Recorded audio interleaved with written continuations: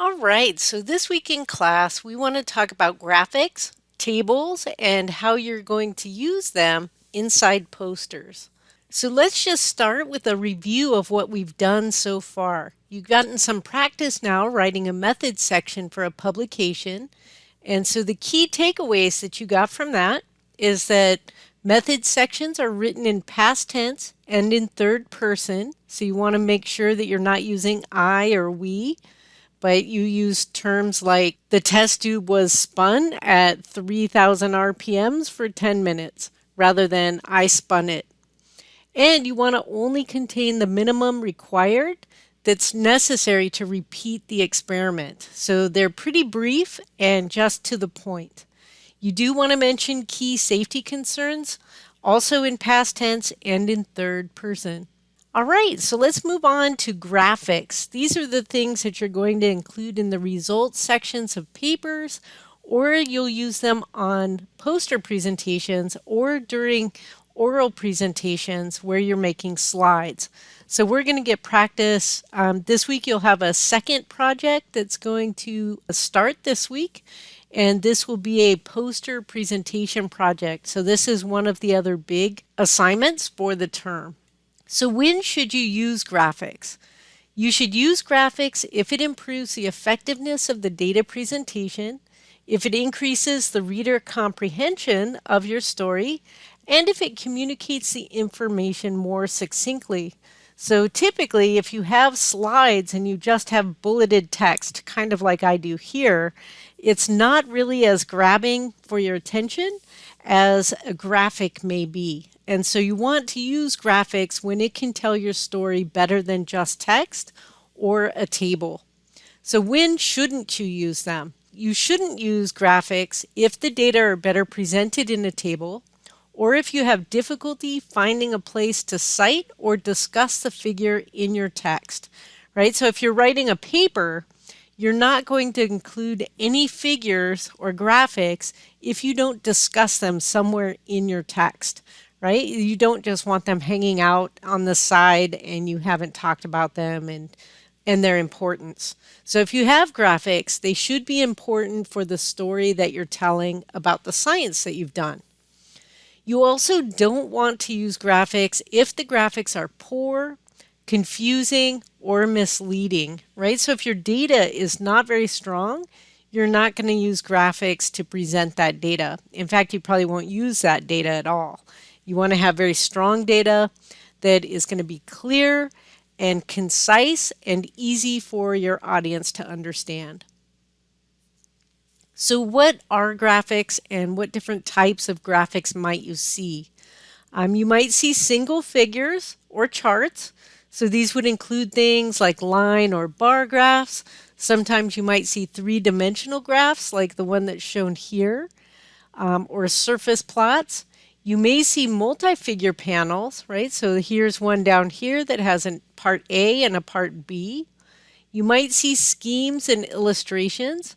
So schemes usually are referring to organic chemistry, and if you're looking at a mechanism that you're using for organic chemistry, and we'll see an example of these schemes.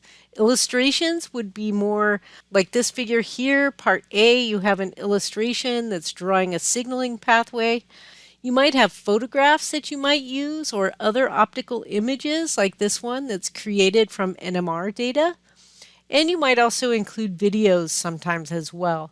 Videos may be more in presentations, the oral presentations, not so much in a paper or in a poster presentation. So what are some of the key features when you're designing graphics? You want your graphics to have good resolution and clarity. If they're blurry, you don't want to use them. So you want to be careful when you're making like your poster coming up, because you will be using figures from somebody else's paper. You want to make sure that you have good resolution. So black and white line art, you should have 1200 DPI, grayscale at 600, and color art at least at 300 DPI. So all of the modifications to the graphics should be done in the graphics software. You shouldn't do them in Word if you're using Word to write your paper, right? You want to put them in after you've made them in whatever graphics software you're using, Microsoft PowerPoint, maybe Excel if you're doing a graph, something like that. And you want to have careful use of color. So we'll talk about that a little bit as well. And then each graphic used together with its caption or figure legend should be able to stand alone and be understood. So away from the rest of your text.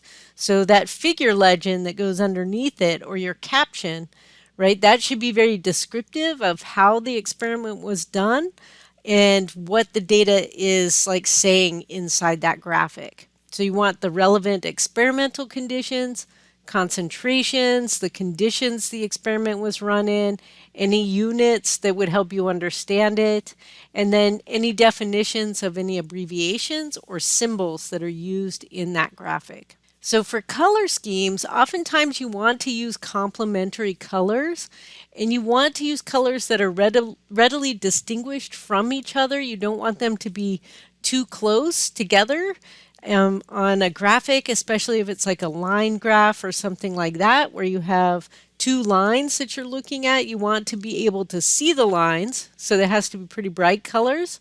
And you want to be able to tell them apart if you've got more than one condition on a graph. So the bold and vibrant colors are going to be preferred. If you have a white background, you wouldn't want colors that are going to really fade into that background and be hard to see. But if you had a dark background, then these colors might be really good on that dark background. Right? So bold and vibrant, you want them to pop. You don't want them to hurt your eyes though. So I would stay away from like neon colors that, you don't want your whole screen to be like bright pink or something like that. People are going to be like, oh, that hurts my eyes. I don't want to look at it anymore. So also try to identify key features of the line graphs with symbols that help people that might be color impaired. Right? So like you might want to use triangles and squares or, things that you can tell those lines apart other than the color, right? That'll be ultimately accessible by more people. So if you're using graphics in a publication or within a poster, the graphics should be named and numbered in the order that they appear in the text. I know this seems like this should be basic, like, okay, sure, the first figure you show should be figure 1. The next figure should be figure 2. But I've had students that have put together papers and they start the paper with figure 4 and then they jump to figure 2 and then at the end of the paper they have figure 1. And it doesn't make any sense, right? It should be a logical order. It should be in numerical order starting from the lowest and going to the highest figure that you have. Right? And so you may have a combination of figures and charts or schemes within your document or tables, right? And each of these sets of things are going to start with a number 1 and then move up. So I might have figure 1, figure 2, and then I show a table. That table is going to be table 1. And then if I had another table, that would be table 2. And if I jump back to a figure, then that figure would be, I think I was up to figure 4. Right? So figures are separate groups from the other types of things you could have in there. They're separate from charts. They're separate from schemes. They're separate from tables. Right? And so then you just go in order for however many you have. The graphics has to be mentioned in the manuscript text and cited by name and number. So if you have to, somewhere in the results, talk about what's in figure 1 and why it's important. So as shown in figure 1A, the cells exploded or whatever is going on inside the text. Right? If you have multi-panel figures, these should also be consistently labeled throughout the manuscript. So if you're using the symbols A, B, C, or D, for example, you would want to have them either all in caps or all in lowercase. If you have them italicized, you'd want them all italicized, right? So it should be a consistent way that your data is presented. And oftentimes that's going to be determined by a journal that you might be submitting your paper to. But if you're presenting a poster, then that's going to depend on your preference and how you want to present your data. Captions or figure legends must always be included with your figures or graphics.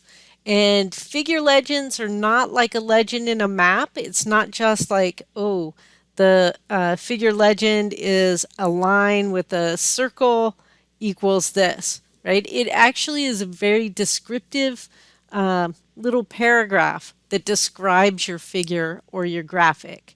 So we'll see an example of a figure caption here in just a second, right? So these figure captions, also called legends, you should have a title, which should be a brief description of the graphic. And this is preferably just a standalone statement. It's not a full sentence. You should have a description then of the content that will enable the reader to understand that content without referring to the article text. Like, I don't know, 24 people participated in this study and took caffeine nightly for 6 days. Something like that. Like you might see that kind of content inside a figure caption or legend. You have to define any acronyms you used, any colors or symbols. So that goes with the map legend. Those are in there, but they're not enough. You need to have that description up above in the title. But you do need to have all symbols used inside that figure defined in that figure legend as well. All right, so here's an example of a figure. So this whole thing here is the figure legend, and you've got a nice title up here from this paper. This was figure 5, which was 2 amino acid replacements that stabilized the spike protein at the perfusion state. So the spike protein is from COVID or the SARS-2S variant. And here you've got 2 different features in this figure. You've got A and B, and part A is labeled here, amino acids, lysine and tyrosine in the native state of the SARS-2S is replaced by proline and proline spike variant S2P. And so you can see the sequence up here, these 2 residues being replaced by those prolines. And they say that this spike variant S2P was used in the FDA approved Pfizer and BioNTech and Moderna vaccines. And then part B says it's showing the partial structure from the SVSB, showing the 2 proline residues stabilizing the structural bend. And so here you've got the motion of those 2 proline residues up in here. So if you are presenting somebody else's data, you also need to include the reference in your figure. And this can be an abbreviated reference. So here I just have the author's names. There was only one author for this paper, so I included that. If there were multiple ones, you would include at least the first 2, and then you can use the term et al, E-T-A-L dot, and that would represent that there were more authors on this paper than just 2. I then just have the journal that the article was published in, the year it was published, and the date, and then the journal edition. So the volume, the number, and the page number. So referencing is very important so that you're not breaking any copyright or plagiarizing, right? You want to give due referencing to the people's ideas or people's work that came before you. So here is an example of a scheme. So this is a scheme for the production of an organic molecule. And you can see in this molecule, you've got a scheme name. So this one is scheme 1, chemical formula of compounds 1, 2, and 3, and scheme of the synthetic reactions for their preparation. Right, so here's molecules 1, 2, and 3. So here are compounds 1 through 3 represented up here. Here's how they made those compounds, and you can see the R groups represented here, and then the R groups are represented down here. These would replace these positions. Okay, so this is a typical scheme. Okay, how about tables? So when should you use a table and when should you not use a table? You should use tables when the data cannot be presented very clearly as narrative, like it would help to actually see the numbers. You should use them if many precise numbers must be presented. So if you had to just talk about one average or one mean in your data set, you probably wouldn't make a table to talk about that. You just talk about that mean or that average. But if you had 15 to talk about, you'd probably want to use a table to present that data. So you also want to use a table if meaningful interrelationships can be better conveyed in a tabular format than through discussion. So oftentimes if you have multiple variants inside your experiment that might be affecting each other, this tabular format might be a better way to see that difference. But you don't want to use them if you have narrative in the text that's suitable to talk about it. So something like the results of an IR absorption spectra or NMR chemical shift studies, you might be able to just talk about in narrative. And oftentimes you will see that you have supplementary documentation that's not in the main paper, but that has all of that raw data from the NMR or the IR spectra. So that you could go back and you could look at that data if you were really interested in seeing all the details. So you also don't want to use a table if a graphic can better convey the idea or the meaning of the data, right? So seeing a picture can say 1,000 words, right? And it says more than a whole tabular format of numbers oftentimes as well. So if you can make a graph of something and see a trend line in there, that's going to be way better than just seeing the numbers or the data. So, but when you do use tables, you should also sequentially number them in the text. This is going to be similar to figures or schemes or other charts.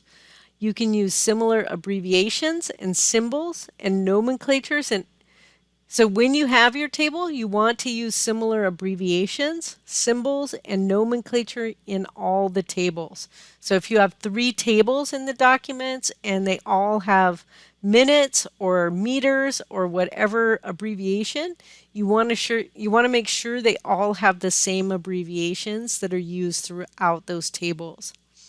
Typically 6 columns will fit into a single half column on a piece of paper, or 13 columns will fit into a double column spread. So if you're writing a paper, you should keep that in mind if you're trying to fit a table in there. How big is your table? How much space or room do you need to put it into a primary research paper? So if you have a larger table that has more than 13 columns, you want to rotate that and have it in landscape format rather than trying to squish it down and having the font get too small. Usually if you're writing a primary paper for a journal, you will have guidelines for how small the font can get or how the tables should look, like what your format should be. So you want to pay attention to the directions for that journal.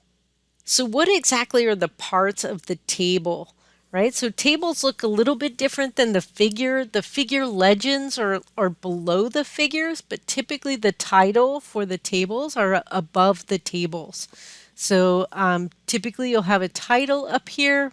You should also have it numbered. So this wouldn't just be table inside your paper, but it would be table 1 or table 2, wherever it came in your paper. And then you would have some descriptive title for your table. You should have column headings for each column so that your reader can know what you're talking about. And you should have units included in there when you have units of measure inside your table. All right, so that's an introduction to the different types of graphics and tables that you might see in scientific literature. You can also see them in posters and in oral presentations. So let's take a deeper look at poster basics because you guys are going to be making a poster for your next project. So for your poster, you want to know your audience, right? You want to make a poster that your audience is going to be able to understand and be interested in. So this will help you determine how much to include on your poster and what to include, like how much depth do you need to go into. If you're speaking to a lay audience that doesn't know very much or have a deep scientific background, you don't want to have a lot of jargon in there that is hard to understand. Okay, so knowing your audience again is very important. What are your main reasons for participating in your poster session? Is it a specific scientific meeting that has experts in the field? This type of poster presentation would have very detailed information, and you would want to use your field's jargon, and you would want to have in-depth data in there because the people that are going to be there are going to understand what you're doing and be able to help you or guide you in maybe the next things that you might want to do. They'll ask you pertinent questions about your research. Is it a departmental poster session? You might have a variety of skilled scientists, but you might not have experts in the field there, right? So you may need a little bit more background data, but with that background data, you might expect the people that would be at the poster session to be able to understand and pick up on what you're doing. So this might still be highly detailed, but you may have to have a little bit more background in there to describe what you're doing. Or is this a university-wide research fair? And you might have students that are in other fields completely, like psychology or criminal justice, that might be looking at your poster. These people are going to be very unfamiliar with the science at something like this. And so you would want to tone down the in-depth part of the poster and focus more on your main conclusions and the data that can support that can be presented in a way for lay people to understand your work. All of these different levels are really important to be able to communicate about, right? So you might be, trying to help people understand about climate change, or you might be trying to convince the NSF to actually give you a grant. You're going to have to be very in detail in talking with maybe experts in your field or other skilled scientists that don't have expert ability in your field, and you may need to give them detailed reasoning why your experiments are very important, right? So it's going to really depend on what type of setting that you're at, but the importance of being able to communicate well and effectively with different types of audience will make you a better scientist.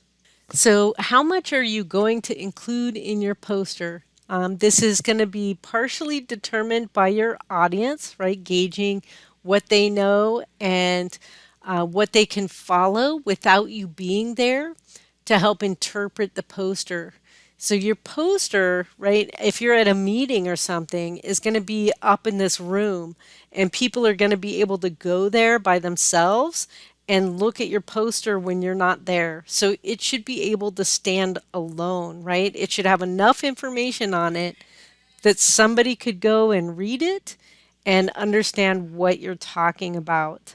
So you usually will also have a time during the poster presentation when you will be presenting the poster as well, and people can ask you about your work. But they'll often come in and look at it before then and then be like, oh, I want to talk to this person more about what they've done, right? So you should be able to guide, people that want to talk about your research through your poster and talk about those salient points. So what basic questions should be addressed inside the poster? You want to address what you're adding to the current body of knowledge. Why is your work important? Why does it matter? What have you found out? What does it mean in the context of the greater scope of the scientific field? And then what are the next steps in your project? So these are the types of things that you're going to answer in your poster presentation and you want to include.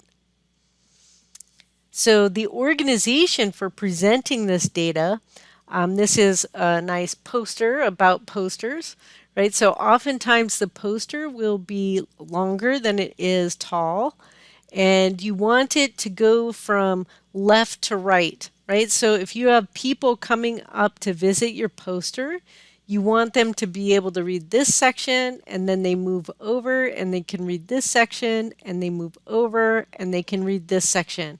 So people are moving like a little train through your poster. You don't want them to have to read like up here and then come down here and read here like a book. Okay, so it's up and down patterning for poster presentations to make it easy for people to move along and be able to look at your poster and then have the next person pop in right behind them and read the poster and move forward. So here's the anatomy of a poster. All posters should have a title that should be descriptive of your work so that you can garner interest. Usually in a poster presentation, you'll have some sort of publication that goes with the conference that will list all of the titles and sometimes even the abstracts for your posters so that people can be like, oh, I want to go see poster number 53. That looks really interesting. Then they can target your poster and come and look at your data and your results. So in addition to the title or under the title, you should have your authors that helped you do the poster.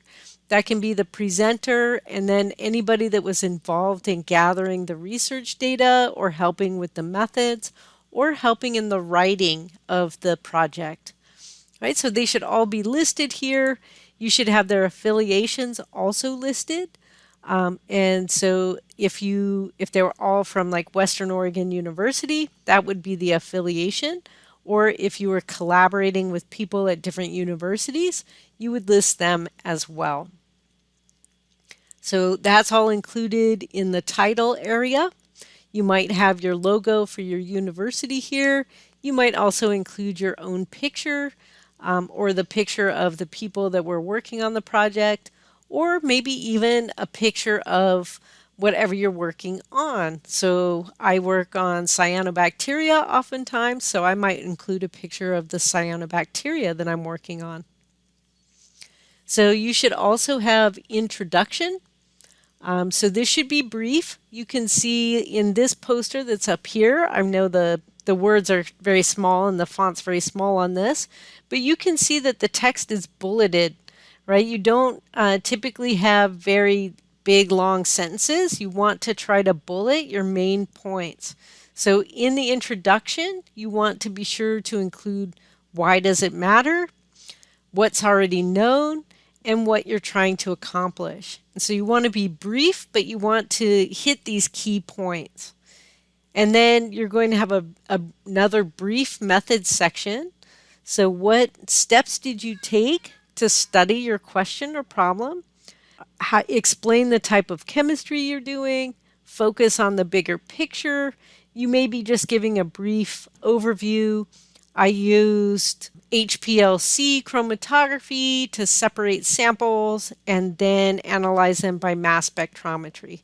Like that might be enough. You don't have all of the details on how you did that. You would include some more of that in that figure legend that goes with your figures in the results section. But you want a basic strategy or flow diagram of how you were going about studying your project. In the results, you're going to, again, have bulleted text. This is really the heart of your poster, and so it should take up probably the most space in here. You're going to have your figures, your tables, or other graphics that might be included in there. And so you really want to have a balance between the words or the bullet points and the graphics that you use. So graphics are a really important part of your poster presentation. So you'll be having some graphics in your posters as well. The conclusions come after the results. So they're going to help just have interpretation of your main results. So what did you find? What questions or methods should also be investigated? Like what are the next step? And what are the main key points that you really found out in your experiment? You should also have a little section for acknowledgments and then your references. These are smaller areas of your poster. The introduction, methodology, results, and conclusions are going to be the major points. So when you're designing your poster, Your poster is really an illustration of your research story. So you want to make it very clear, easy to understand, and make it a visual joy. Have fun putting your poster together and be creative. So you're going to make your sections in a vertical column fashion where your people can read one column, move over, read the next, and move over, read the next. So chunking your content into these easy to identify sections make it easy for people to follow along with your poster presentation. You want to have very good fonts that you're using. You can see this picture is not great, right? My graphic is a little bit pixelated and it's blurry. This is not a great graphic, right? I didn't do a good job here. Sorry, this is an example of a bad graphic. You would want it to be very clear imagery and graphics to help convey your meaning. You wouldn't want text to be blurry in your document. You want to have the font to be large enough to read if a person is standing about 3 feet away from your poster. So I typically don't recommend going below 24 font on your poster. You maybe could drop down to 20 or 18 in a figure legend maybe, but you want to make your font sizes large enough to read from a short distance away. Design should be simple borders, neutral backgrounds. You want to be careful of using too much color in the background of your poster. That can take up a lot of ink to do that when you're printing your poster. Having lighter backgrounds or not colored backgrounds is good. And you want a cohesive color scheme to go along with it. All right, and this is just a summary again of the poster. You can see the sections again. So use this document to help you when you start your poster presentation. Again, your poster is going to be one of the major 3 projects that you're doing in here. So this one is worth 100 points, so it's a big project. It's kind of your midterm for the class. All right, if you have questions, please go ahead and get a hold of me and let me know.